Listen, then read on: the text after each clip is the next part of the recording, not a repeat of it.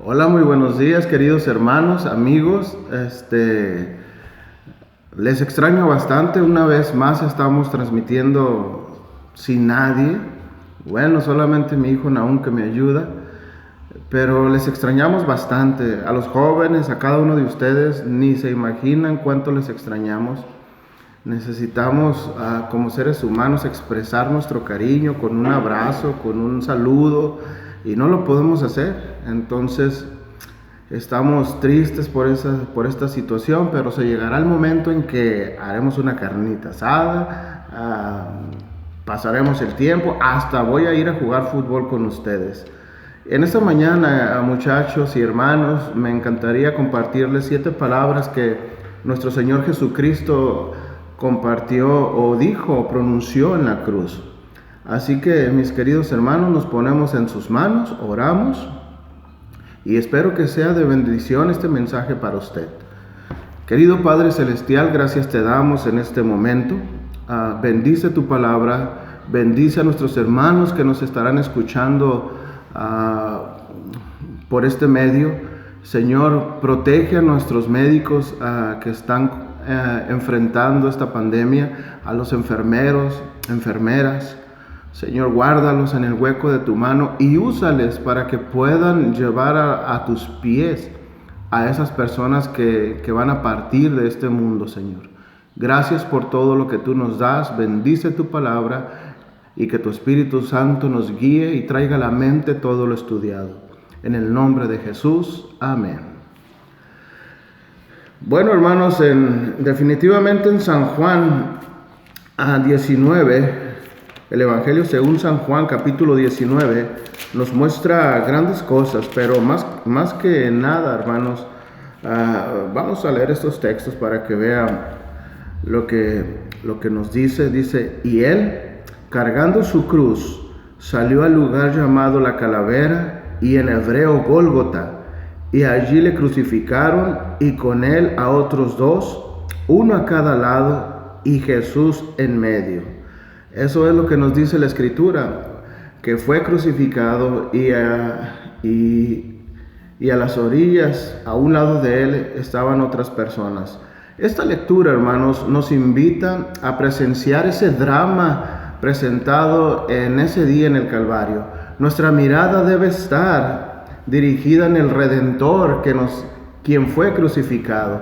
Nuestros oídos abiertos para escuchar esa voz que ha cruzado todas las edades, desde bebés que están en el vientre, cuando las madres le leen las Escrituras, las palabras de Jesús, hasta los más adultos, los más ancianos y personas que han de partir también escuchan estas palabras eternas. Cada una de estas 7 palabras que vamos a compartir nos permite visualizar y apreciar la importancia de la cruz. Un mundo, hermanos, en que está en tinieblas, y un cordero y una cruz fue lo que se veía durante aquel sacrificio. Y hermanos, espero que sea de bendición, pero más que nada, hermanos, que podamos reflexionar en lo que Jesús hizo ese día en la cruz. Por ejemplo, la primera palabra que él pronunció es perdonar. Dice, Padre, perdónalos porque no saben lo que hacen. Hermanos, está bien claro que Jesús pronunció estas palabras.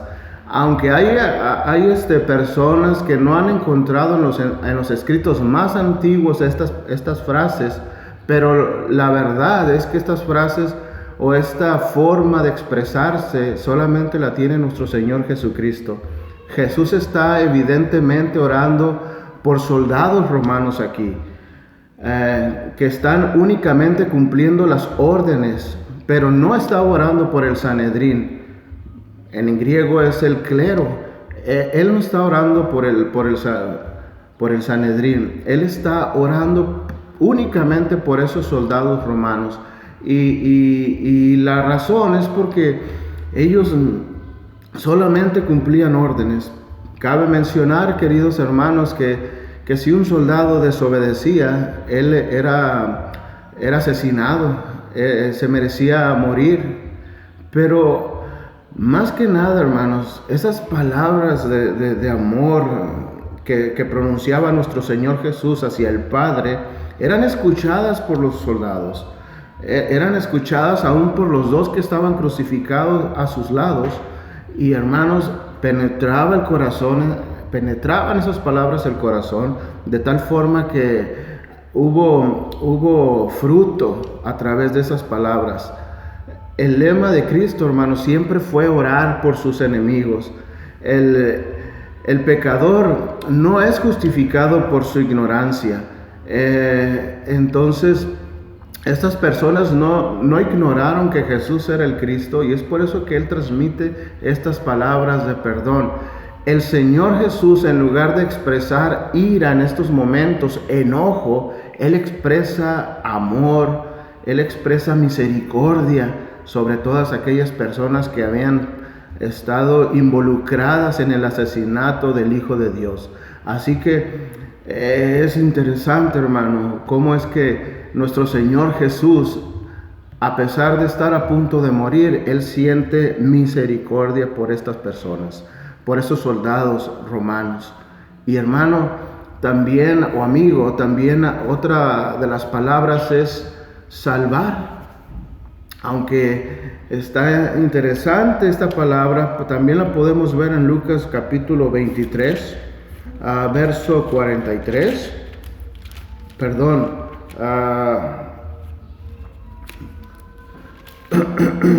Lucas 23, verso 43, les comenté, ¿verdad, hermanos? Ok, perdón.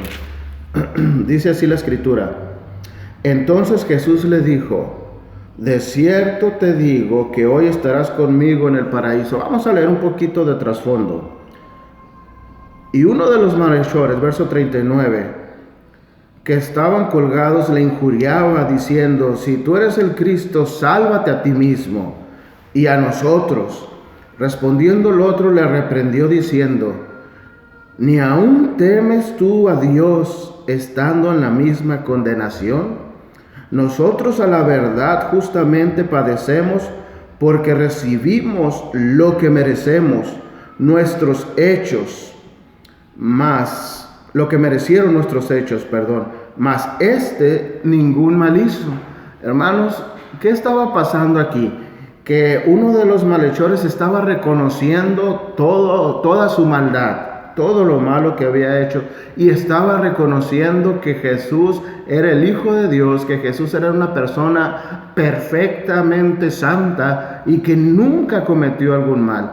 Entonces, esas palabras que pronunció nuestro Señor Jesucristo de Padre, perdónalos porque no saben lo que hacen, esa palabra de perdón se introdujo en la mente y en el corazón de uno de los malhechores, de tal forma que este malhechor reconoce que Jesús es el Cristo, reconoce que Jesús es Dios, que Jesús, hermanos,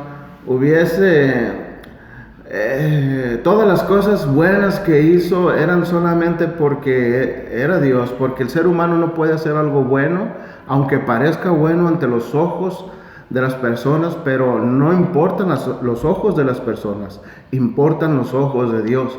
Entonces Jesús mismo era Dios. Esas palabras, de cierto te digo que hoy estarás conmigo en el paraíso. Hermano, por poco desarrolladas que hubieran sido las ideas mesiánicas respecto al bandido o del bandido, Jesús en estos momentos lo que está haciendo es limpiando el camino delante de él. Hoy le promete una comunión inmediata, una comunión consciente después de la muerte, y esa comunión sería con Él, con Cristo, que hoy estarás conmigo en el paraíso. El paraíso, hermanos, aunque es un término persa, es empleado aquí no de ningún supuesto estado intermedio, como a veces lo suelen decir algunas personas. Más bien, lo que está haciendo Jesús es transformar esta palabra y decirle que Él estará en la misma gloria del cielo, en la misma gloria con Dios. Estas palabras persas se empleaban para denotar un parque cerrado, un parque de delicias, así que era algo únicamente para personas pudientes, exclusivo. Nadie podía entrar a menos que tuvieras, como hoy se mencionan, las membresías. Y Jesús transformó esa idea, hermanos, de tal forma que le dijo: tú no ocupas membresía, tú ocupas solamente reconocerme, y como lo has hecho, hoy estarás conmigo en el paraíso. ¿Te das cuenta que es lo mismo que nos pasó a ti y a mí, mi querido hermano o hermana?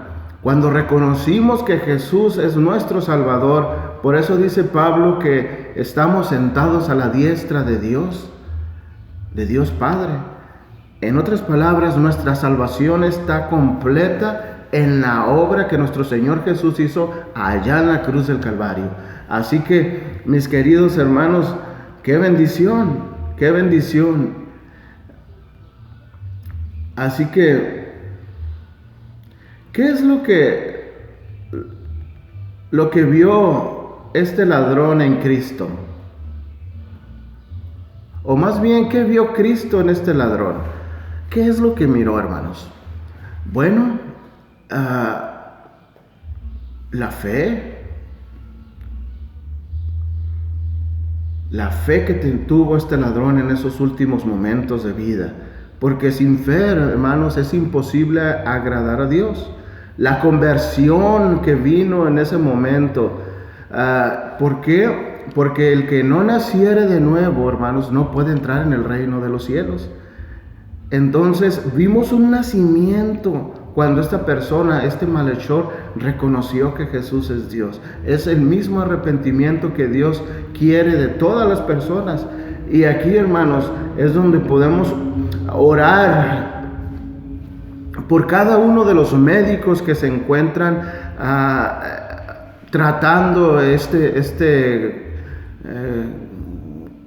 coronavirus, a cada uno de los enfermeros, de las enfermeras, orar por ellos, porque ellos, aunque estén ahí, hermanos, tienen luchas, tienen pruebas, a lo mejor un poco de temor de contagiarse, pero deben entender que detrás de ellos hay todo un pueblo intercediendo por ellos. Hay mucha protección en la oración y hermanos, poder entender esto es a veces muy difícil. El pastor Miguel Núñez, estuve escuchando una predicación de él, y él compartía que mientras estaba en el hospital, porque él es un epidemiólogo, él trata directamente con el virus, un compañero de él le dijo: tú todavía no te has expuesto a ese coronavirus, déjame trabajar a mí, tú vete a tu casa, yo lo haré por ti. Y el hermano Miguel Núñez dice: no, espérate. Aunque yo sé que tengo más de 60 años, aunque yo sé que soy diabético, aunque yo sé estas cosas, lo mejor que sé de mí mismo es que soy un hijo de Dios. Y yo tengo la oportunidad de ayudar a personas. Así como Dios envió personas a ayudarme a mí, yo puedo ayudarlas en este momento y guiarlas a los pies de Cristo. Así que yo me quedo. Soy consciente de que puedo ser contagiado, soy consciente de que puedo morir, pero voy a morir de alguna forma, eso seguro, ya sea con coronavirus o en un accidente o en algo, porque Dios tiene marcado todo el camino que he de recorrer. Y nuestro hermano se quedó ahí. Entonces, estas palabras, hermanos, yo quiero ponérselas en la mente a nuestros hermanos doctores. Macrina, que se encuentra en Tecate, una doctora que está encargada del hospital del IMSS allá en Tecate, a Alejandro, hijo de nuestra hermana Carmen, a nuestra hermana Diana, nuestra hermana que es enfermera, y a cada uno de los enfermeros y doctores que conozco muchos más, pero que puedan pensar así, que el servir a Dios es lo que Es lo mejor en este tiempo de pandemia. Sí, necesitan las cosas especializadas para tratar con ellos, pero qué mejor especialista que nuestro gran Creador, nuestro gran Salvador, nuestro gran Rey, nuestro querido y amoroso Salvador, que aún a punto de morir, Él está intercediendo por estos pecadores. Tercer palabra, hermanos, es encargo, encargar. Mujer, he ahí tu hijo. Juan 19, verso 26, dice el Evangelio según San Juan, capítulo 19, verso 26, dice: cuando vio Jesús a su madre y al discípulo a quien él amaba, que estaba presente, dijo a su madre: mujer, he ahí tu hijo. Después dijo al discípulo: he ahí tu madre. Y desde aquella hora el discípulo la recibió en casa.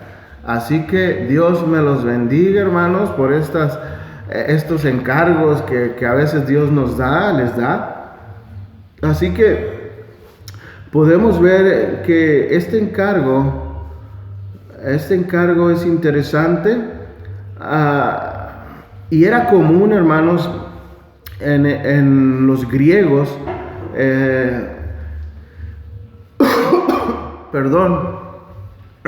La razón porque encarga Jesús a su madre, al apóstol Juan, es porque sus hermanos de sangre no estaban presentes. Sus hermanos todavía no estaban convencidos de que él era el Mesías. Pero ahí estaba Juan, ahí estaba aún la mamá de Juan, y ellos entendían perfectamente este encargo. Así que probablemente, hermanos, Juan se hizo cargo de la mamá de Jesús hasta que ella partió con el Señor, pero no es extraño, o la Escritura nos muestra más bien que la madre de Jesús estuvo viviendo con Juan. Lo podemos ver en capítulo 1, verso 11, en capítulo 16, verso 32. Juan tenía una casa ahí en Jerusalén, y podemos verlo en Hechos 21, 6, donde se nos muestra que ahí había una casa. Entonces la responsabilidad de hijo a madre continúa latente en esos momentos en el corazón de Jesús. Jesús hizo los arreglos para que su muerte no fuera a quedar María desamparada. Jesús tenía plena confianza en que Juan atendería a su madre y se daría cargo de ella, y María aceptaría a Juan como otro hijo. Hermanos, nosotros tenemos muchos encargos, usted también. Así que le invito a cumplir con esos encargos. Y el encargo, hermanos, es que si tú eres médico, enfermera o enfermero, le echas todas las ganas ahí donde estás. Y a nosotros, hermanos, como hijos de Dios, ser obedientes y quedarnos en casa. Se llegará el momento en que podamos darnos un fuerte abrazo y poder disfrutar una rica comida en la mesa, todos juntos. Y hermanos, pero antes necesitamos hacer caso a los encargos. El encargo más profundo o más fuerte que tenemos es el de compartir las buenas nuevas de salvación. Y en este momento podemos compartir las buenas nuevas de salvación en nuestro hogar. Fortalecer a nuestros hijos, que maduren en el conocimiento de la palabra del Señor, que tengan una relación personal con nuestro Señor y Salvador. Los hermanos de Jesús no creyeron mucho, no creyeron en Él, no estaban convencidos de que Él era el Salvador. Pero hermanos, era su familia y aún su familia no creyó.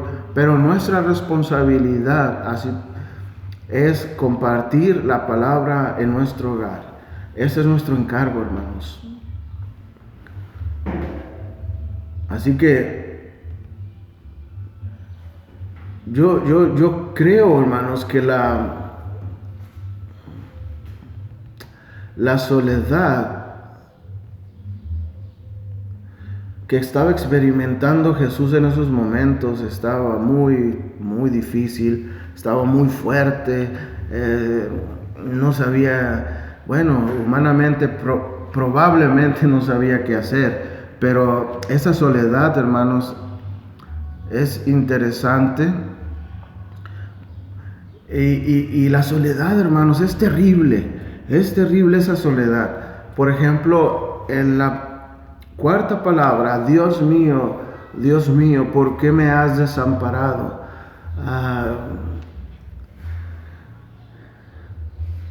Tiene que ver, hermanos, con la separación de Dios Padre, quitar la mano del que estaba puesta en el Hijo, pero podemos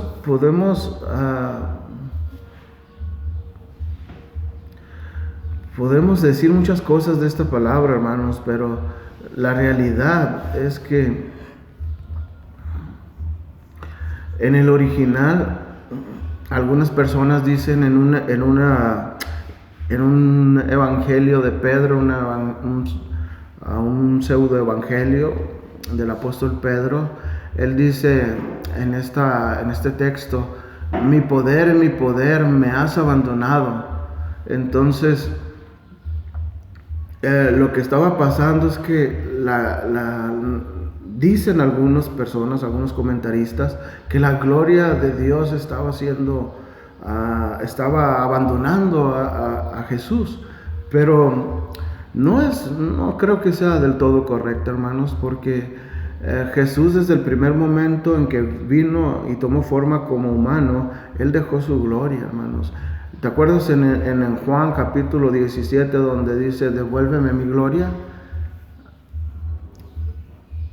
Bueno, en esa oración modelo Él habla de eso. Así que lo que está experimentando Jesús, hermanos, es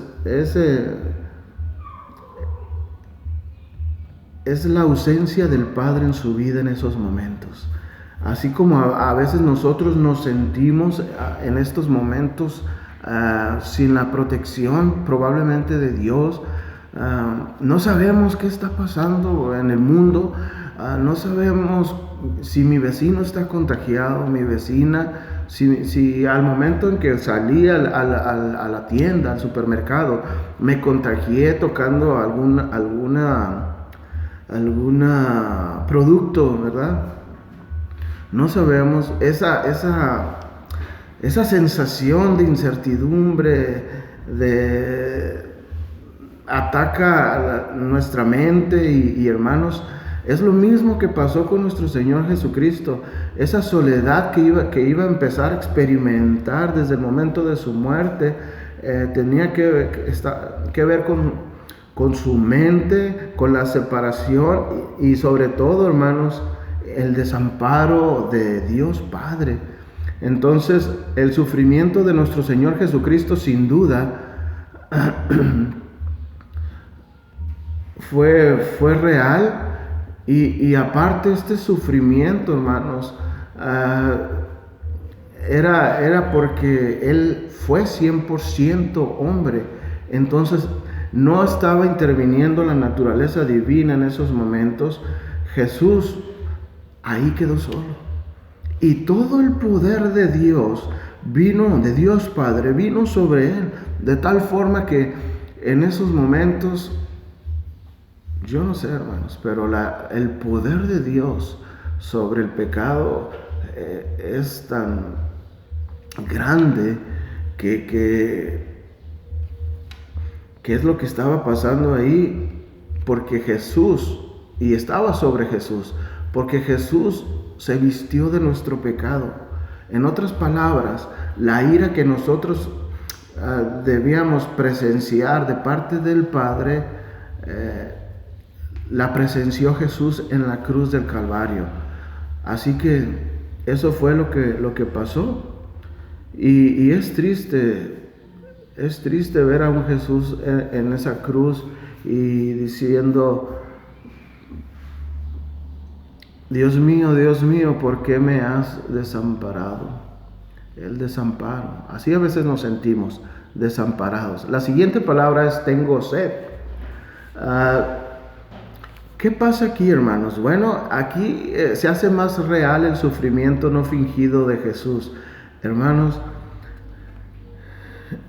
podemos ver que la naturaleza humana de Jesús, como puro mecanismo, pidió agua porque tuvo sed. La sed es una de las más agudas agonías de la crucifixión. Eso es lo que dicen los expertos.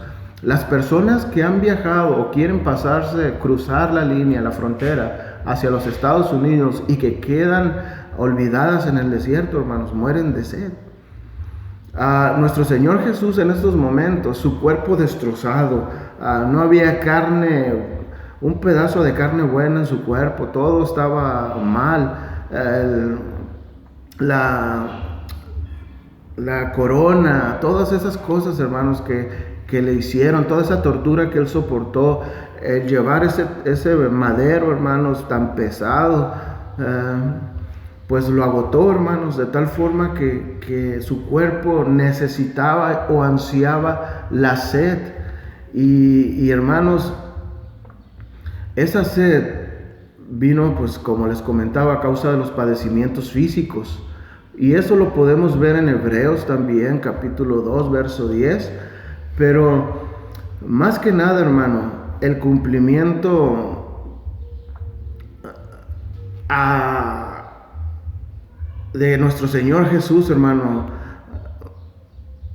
se ejecutó cuando Él dijo las siguientes palabras: consumado es. Esta es una palabra, hermanos, que a mí me anima mucho, porque proviene de la palabra griega tetelestai, y es la misma palabra que se usa en el versículo 28 de San Juan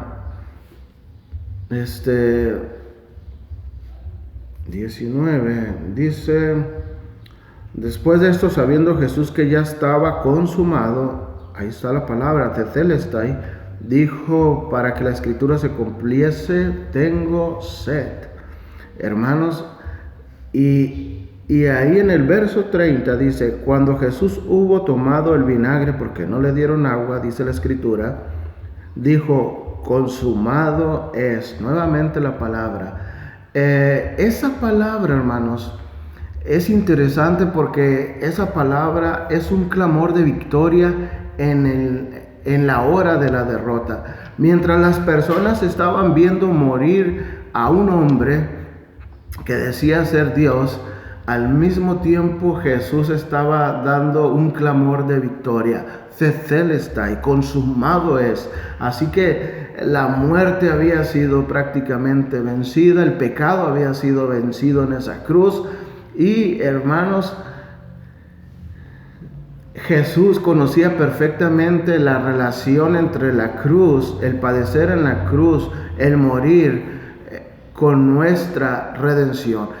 En esos momentos, mientras Él decía tetelestai, Él estaba pensando en nosotros. Él ya nos estaba redimiendo. La escritura se estaba cumpliendo. Hermanos, lo que pasa es que aquí se cita el Salmo 31, verso 5. Vamos a ir rápidamente al Salmo 31. Mira lo que dice el verso 5. En tu mano encomiendo mi espíritu. Tú me has redimido, oh Jehová, Dios de verdad. Hermano, eso es lo que estaba pasando en estos momentos. En tu mano encomiendo mi espíritu. Tú me has redimido, oh Jehová, Dios de la verdad. Así que esas fueron las últimas palabras de nuestro Señor Jesús en la cruz. Jesús murió con los salmos en su boca, pronunciando. Hermanos, si tú estuvieras a punto de morir, ¿qué pronunciarían tus labios? La escritura. He visto a gente morir que levantaba sus brazos en señal de victoria y gracias, Señor, porque ya me voy contigo. Y hermano, puedo decirte que es una persona de cada 100, yo creo, probablemente. Pero tú, ¿qué pronunciarás cuando estés a punto de partir? Bueno, nuestro Señor Jesús estaba a punto de partir y tenía la palabra de Dios siempre en su mente, en su corazón, y por eso es que pronunció. Y son estas palabras también de redención, ¿verdad?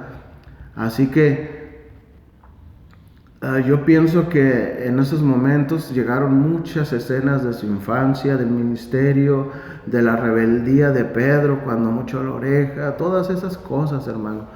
Pero lo más importante, hermanos, es que en el Calvario se caducó el Antiguo Testamento en sentido a la ley, y viene un nuevo pacto, hermano, que entra en vigor. Tetelestai da la entrada al pacto de gracia, a un pacto de redención, a un pacto diferente donde ya no habría más sacrificios. Entonces lo que hace Jesús es entregar el Espíritu. Hermanos, Jesús muere con las palabras del Salmo 31 en sus labios. Y ¿sabe qué? Esa muerte, hermanos, o entregar el Espíritu significa respirar fuera o expirar. Y eso era una antigua palabra, pero solo aquí en Marcos 15, 37 y al 39 es mencionada esa palabra, no en los otros evangelios. El unigénito Hijo de Dios no estuvo exento de la muerte. Él también murió, y así como nosotros vamos a morir, si Jesús no viene antes, o si Jesús viene antes, no vamos a morir. Pero lo que nos muestra la cruz es que nació humanamente y murió humanamente. Su madre lo vio nacer y también su madre le vio morir. Eso es muy triste. Sin su muerte, hermanos, también debemos entender que la expiación jamás se hubiera llevado a cabo. Jesús fue el Cordero escogido desde la eternidad, como nos dice el apóstol Pedro en el capítulo 1, versos 19 y 20. Jesús fue el Cordero que cayó de amor, como nos lo dice el profeta Isaías, capítulo 53, verso 7. Jesús, hermanos, fue el Cordero inmolado, como nos lo dice Apocalipsis, capítulo 5, verso 12. Y Jesús fue el Cordero de Dios que quita el pecado del mundo, como lo dijo Juan el Bautista. He aquí el Cordero de Dios que quita el pecado del mundo. Hermanos, en conclusión, debemos ser agradecidos con Jesucristo por todo lo que hizo por nosotros en sus méritos. Por sus méritos es que somos justificados. A Él sea la gloria por todos los siglos de los siglos. Amén. Y que el Señor les bendiga y, hermanos, les cuide y les guarde en estos tiempos de pandemia. Estamos orando mucho por nuestra hermana Diana, nuestra hermana Macrina, por el hijo de Carmen, Alejandro, y por cada uno de los enfermeros que conocemos. Así que continuemos orando. Dios me los bendiga y hasta pronto.